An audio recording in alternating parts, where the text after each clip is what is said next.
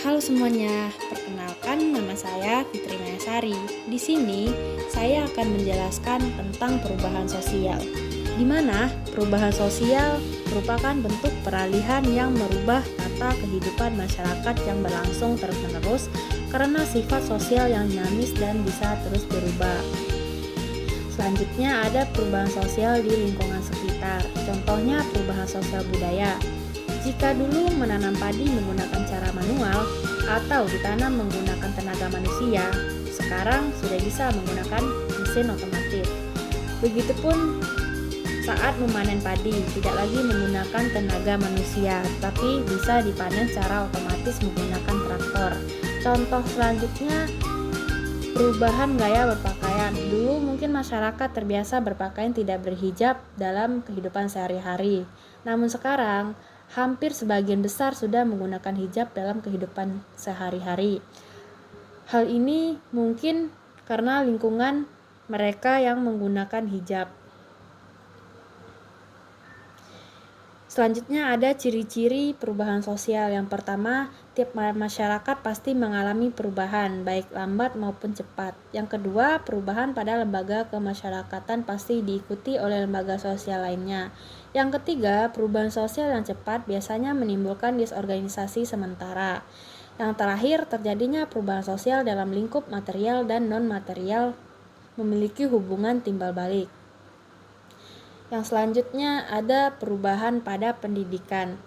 Dapat dilihat dari tujuan bersekolah. Pada zaman dahulu, orang tua pada dasarnya menyekolahkan anaknya bertujuan agar dapat mempelajari ilmu yang belum anaknya ketahui dan membentuk sebuah karakter dari siswa agar dapat membedakan mana yang baik dan mana yang buruk. Pada karakter ini memiliki sifat tanggung jawab, sopan santun, kedisiplinan, dan semangat dalam belajar. Berbeda pada zaman sekarang, justru siswa hanya mementingkan nilai yang tercantum pada rapor, hasil tugas, dan ulangan dijadikan sebagai tolak ukur keberhasilan.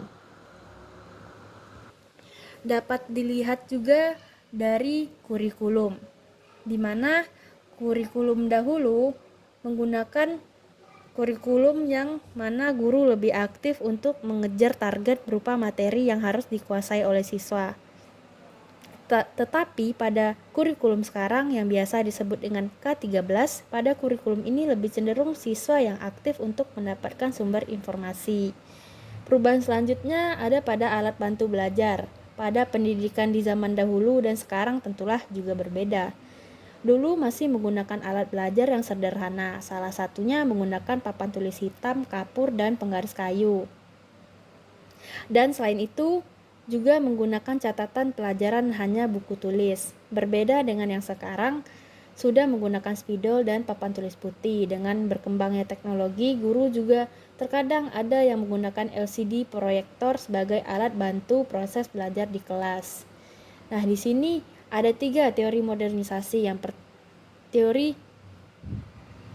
Teori dunia ketiga. Yang pertama, teori modernisasi. Teori ini melihat bahwa kemiskinan disebabkan oleh faktor internal negara yang bersangkutan.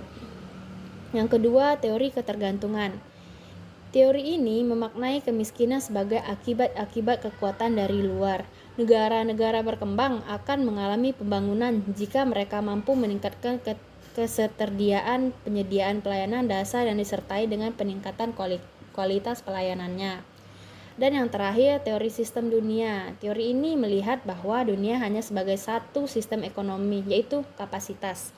Negara-negara berkembang akan mengalami pembangunan jika mereka mampu meningkatkan pertumbuhan ekonomi nasional dan ketahanan pangan nasional, serta meningkatkan agenda global yang berhubungan dengan meningkatnya permintaan pasar dunia untuk pangan dan energi.